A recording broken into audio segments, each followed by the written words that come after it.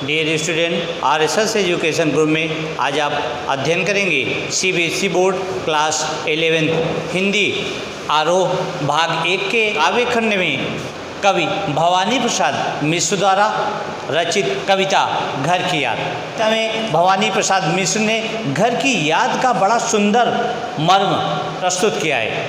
कवि को जेल विस्थापन के दौरान घर की पीड़ा सताती है और एक एक करके वे अपने परिवारजनों को याद करते हैं, स्मरण करते हैं। कवि के इस संसार में उसके परिवार के एक एक व्यक्ति बारी बारी से स्मरण होते चले जाते हैं।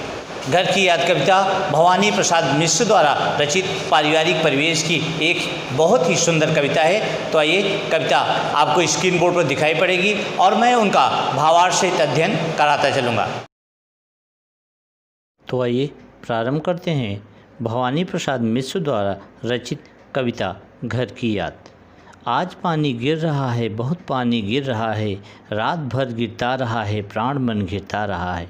कवि भवानी प्रसाद मिश्र जब जेल प्रवास में थे तो उस समय उन्हें अपने घर की याद सालती है, घर की याद सताती है और बरसते हुए रिमझिम सावन से वे अपनी वेदना का वर्णन करते हुए कहते हैं कि आज पानी गिर रहा है, कि आज इस प्रकार से बहुत तीव्र गति से वर्षा हो रही है, बहुत पानी गिर रहा है और बहुत ही अधिक पानी गिर रहा है, रात भर गिरता रहा है और पूरी रात वर्षा होती रही है, प्राण मन घिरता रहा है। और प्राण मन का आशय क्या है? प्राण मन का आशय होता है प्राण और मन में छा जाना, अर्थात प्राण और मन को पूरी तरीके से घेर लेना। तो कवि कहते हैं कि प्राण मन घिरता रहा है और हमारा प्राण मन मानो उस वर्षा ऋतु से छा गया हो, घिर गया हो। आगे कवि कहते हैं कि बहुत पानी गिर रहा है, घर नज़र में तिर रहा है, घर की मुझसे दूर है जो, घर खुशी का पूर है जो। तब कवि कहते हैं कि बहुत पानी गिर रहा है, अर्थात बहुत अधिक वर्षा हो रही है, घर नज़र में तिर रहा है और मुझे अपनी नज़रों में अर्थात आँखों में जो छवि, जो दृश्य जब घर की याद आती है तो उनका घर मानो इस पानी में तैरता हुआ दिखाई दे रहा है। नज़रों में तिरना का अर्थ होता है आँखों में तैर रहा है। घर की मुझसे दूर है जो, घर खुशी का पूर है जो। कहते हैं कि घर भले ही मुझसे दूर है किंतु मेरा घर खुशी का पूर है। पूर का मतलब होता है खुशियों का भंडार, खुशी का पूर अर्थात खुशियों का भंडार है। तो कहते हैं कि घर की मुझसे दूर है, अर्थात कवि तो जेल में बंद है लेकिन उनका घर उनसे दूर होने के बावजूद भी उनके मन में, उनकी आँखों में जैसे वो एक चित्र रूप में दिखाई पड़ता है। तब वे कहते हैं घर खुशी का पूर है, अर्थात वह घर खुशियों का भंडार है, भले ही मुझसे दूर है तो क्या हुआ।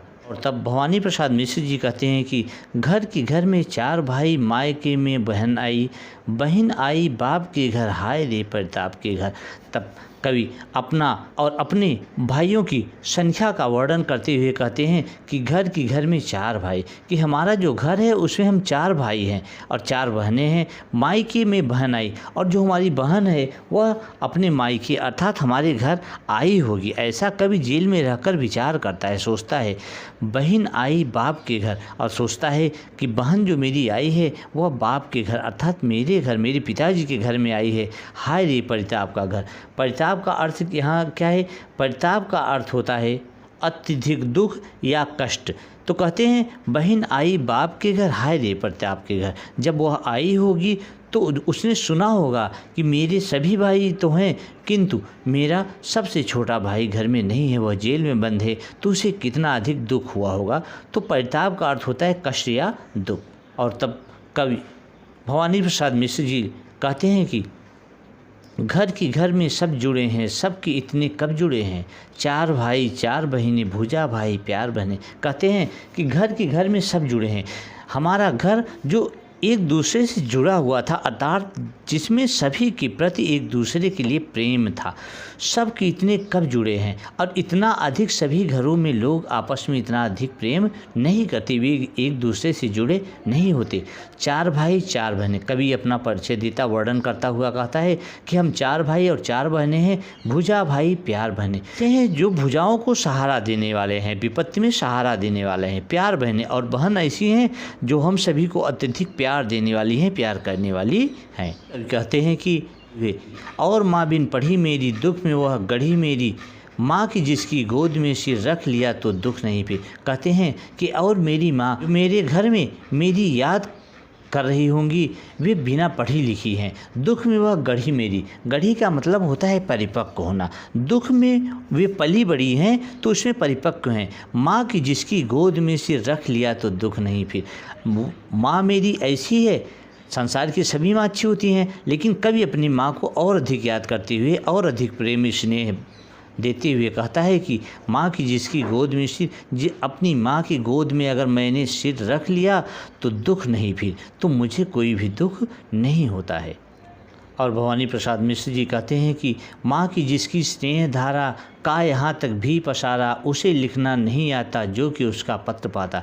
तब कहते हैं माँ की जिसकी स्नेह धारा, माँ की प्रेम रूपी धारा यहाँ तक चल रही है, अर्थात मेरे मन में भी माँ की प्रेम की धारा विद्यमान है।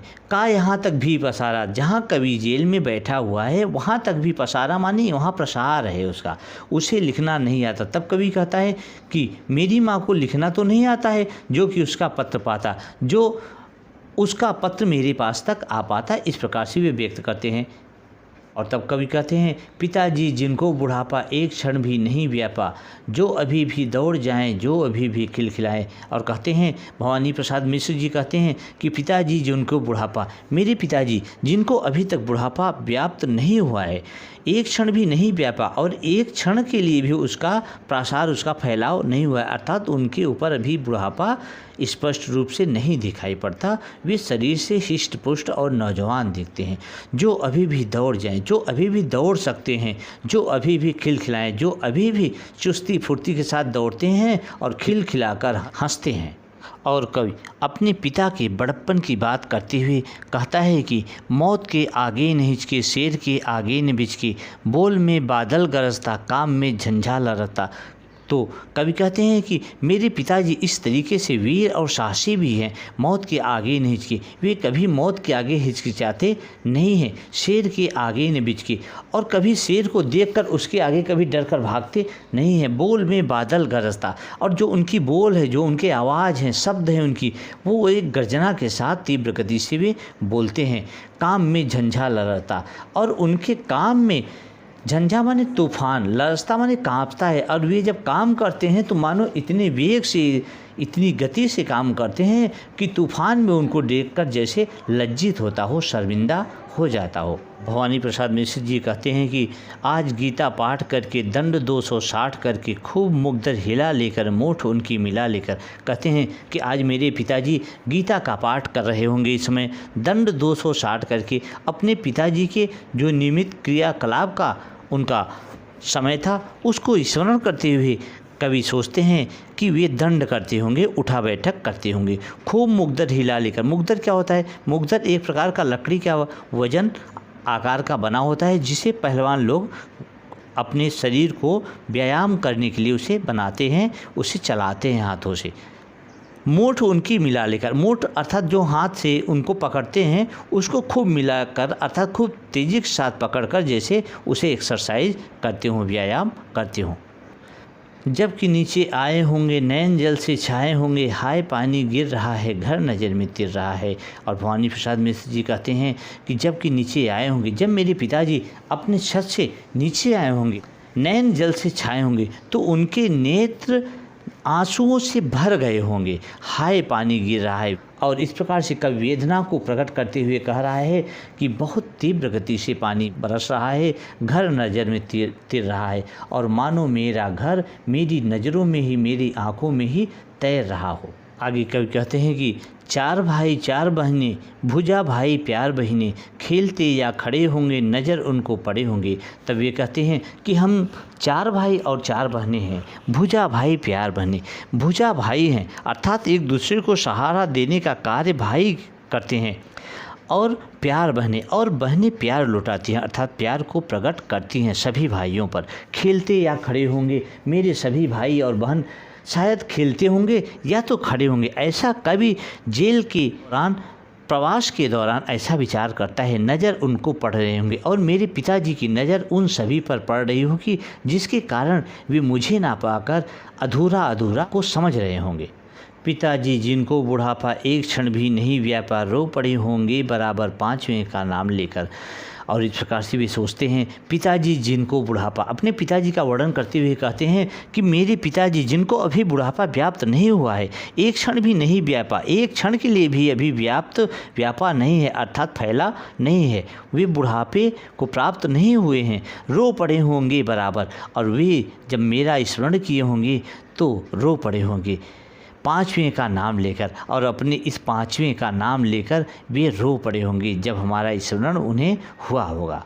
और इस प्रकार भवानी प्रसाद मिश्र वर्णन करते हुए कहते हैं कि पाँचवां मैं हूँ अभागा, जिसे सोने पर सुहागा, पिताजी कहते रहे हैं प्यार में बहते रहे हैं। और वे कहते हैं कि मैं उन सभी पुत्र और पुत्रियों में मैं उनका पांचवां अभागा अर्थात भाग्यहीन पुत्र हूँ, जिसे सोने पर सुहागा, जिसे वे सोने पर सुहागा कहते थे। सोने पर सुहागा का अर्थ होता है कि किसी वस्तु या व्यक्ति का दूसरों से बेहतर होना, यानी सबसे अधिक जो प्रिय होता है वो सोने पर सुहागा कहा जाता है।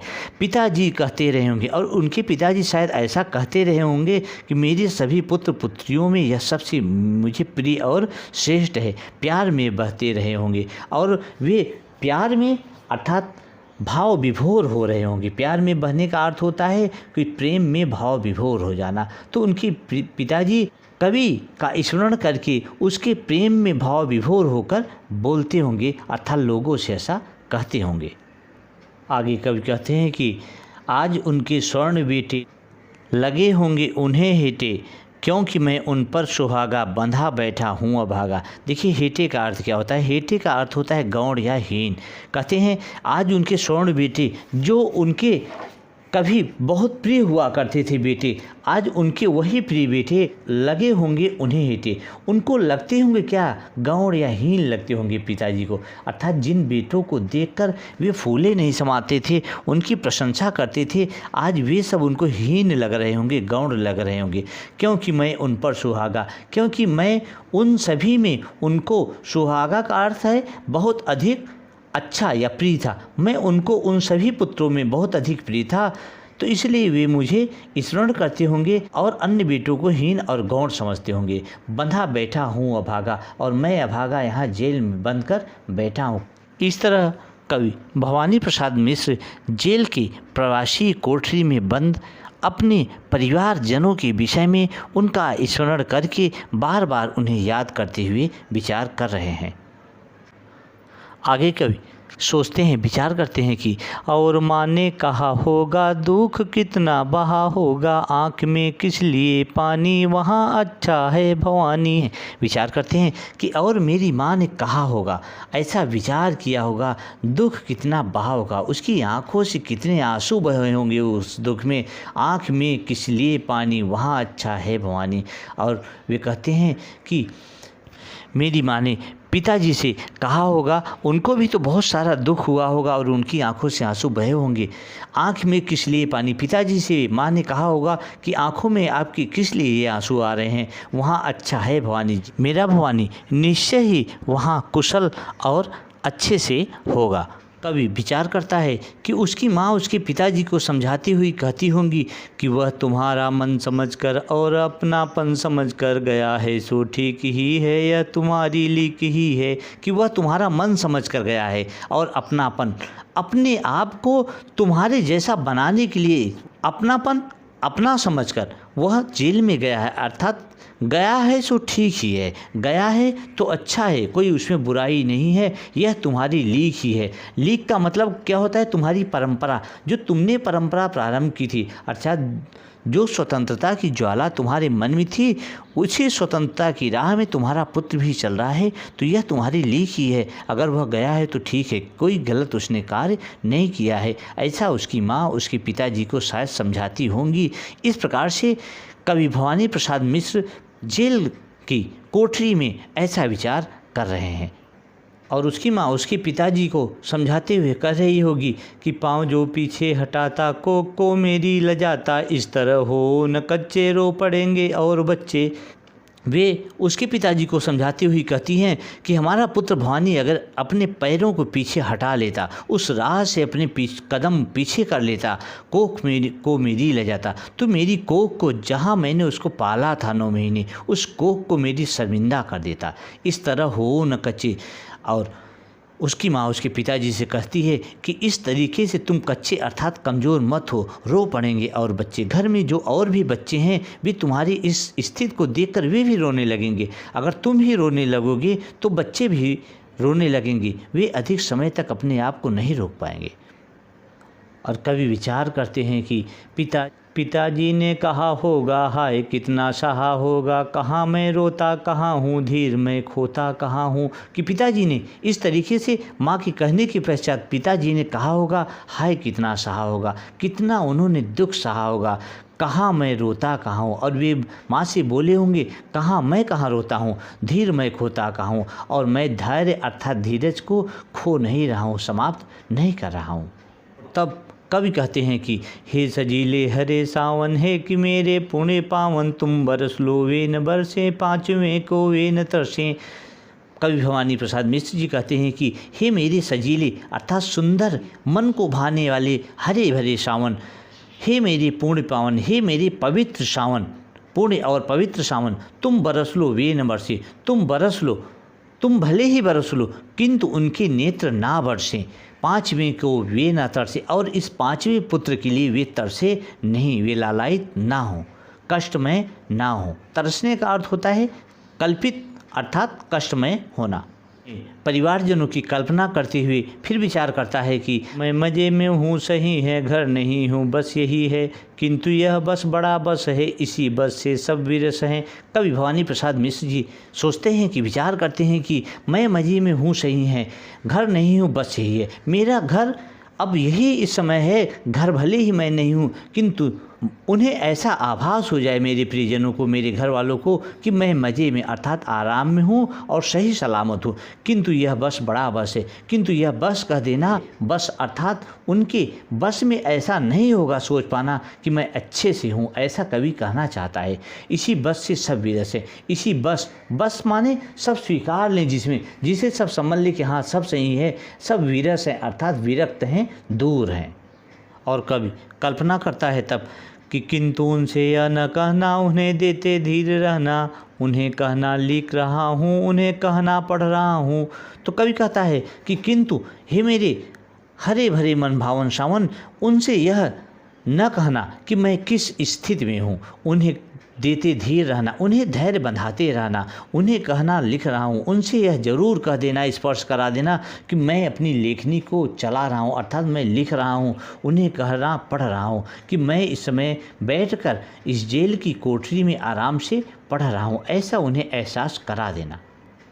आगे कवि कहते हैं कि काम करता हूँ कि कहना नाम करता हूँ कि कहना चाहते हैं लोग, कहना मत करो कुछ शोक कहना। उन्हें बता देना कि मैं कुछ ऐसा कार्य करता हूँ कि जिससे उनका नाम हो, कह देना।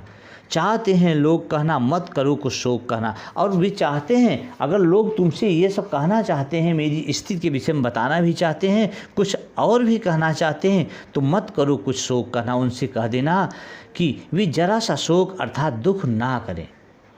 आगे कवि कहते हैं कि और कहना मस्त हूँ मैं, काटने में व्यस्त हूँ मैं, वजन 70 शेर मेरा और भोजन ढेर मेरा।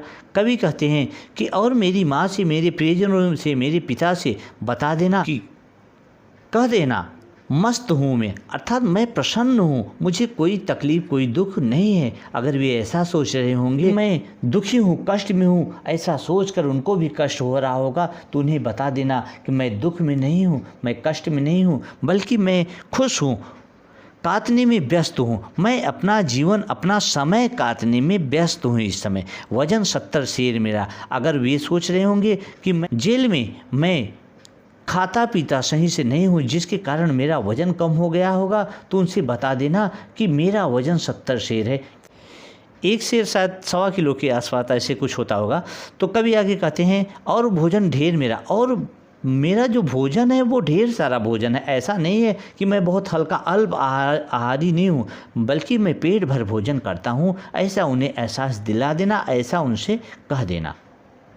कूदता हूँ खेलता हूँ दुख डट कर ठेलता हूँ, और कहना मस्त हूँ मैं यो न कहना अस्त हूँ मैं। उनसे बता देना मैं खेलता कूदता हूँ, हंसी खुशी से मैं अपना समय व्यतीत करता हूँ। दुख डट कर ठेलता हूँ, ठेलता हूँ यानी दूर कर देता हूँ, दुख को अपने नज़दीक भी आने नहीं देता हूँ। और कहना मस्त हूँ मैं, और उनसे यह भी कहना मैं एकदम प्रसन्न हूँ, खुश हूँ। यो न कहना अस्त हूँ, और यह मत कह देना कि मैं चिंता में अस्त हो रहा हूँ अर्थात डूब रहा हूँ। यह उन्हें मत बता देना कि मैं घर की चिंता में हमेशा होता हूँ, डूबा रहता हूँ। और कवि भवानी प्रसाद मिश्र जी कहते हैं कि हाय रे ऐसा न कहना है कि जो वैसा न कहना, कह न देना जागता हूँ आदमी से भागता हूँ। और कवि कहते हैं कि हाय रे, अपनी वेदना तकलीफ़ को प्रकट करते हुए कहते हैं कि देखो इस प्रकार से सावन तुम जाकर उनसे मत कह देना, जो वैसा न कहना, जैसा इस समय यहाँ की स्थिति है वैसा वर्णन मत कर देना। कह न देना जागता हूँ, और यह मत कहना कि रात दिन मैं घर की चिंता में जागता रहता हूँ अर्थात मेरी आंखों में नींद तक नहीं आती है। आदमी से भागता हूँ कि मैं एकांत में रहता हूँ, आदमी जहाँ पे रहते होंगे वहाँ बैठता नहीं हूँ अर्थात मैं एकांतवासी हो गया हूँ। ऐसा उनसे मत कह देना। कह न देना मौन हूँ मैं, खुद न समझूँ कौन हूँ मैं, देखना कुछ बक न देना उन्हें कोई शक न देना। कभी आगे सावन से कहते हैं कि कह न देना मौन हूँ मैं, ये मत बता देना कि मैं किसी से बात नहीं करता हूँ, मैं दुख तकलीफ़ में हमेशा चुप रहता हूँ, चुप सा बैठा रहता हूँ।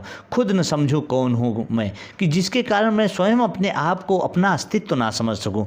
देखना कुछ बक न देना, देखना तुम उनसे भूल बस कुछ कह न देना, उन्हें कोई शक नहीं देना। और इस प्रकार से ऐसा कुछ मत करना, ऐसा कुछ वर्णन मत करना कि उन्हें कोई शक हो जाए। भवानी प्रसाद मिश्र मन भावन सावन को संबोधित करते हुए कहते हैं कि हे सजीले हरे सावन, हे कि मेरे पुण्य पावन, तुम बरस लो वे न बरसें, पाँचवें को वे न तरसें। कहते हैं कि हे सजीले हरे सावन, हे हरे सजे हुए हरे भरे सावन, हे कि मेरे पुण्य पावन, हे मेरे पुण्य और पवित्र सावन, तुम बरस लो वे न बरसे।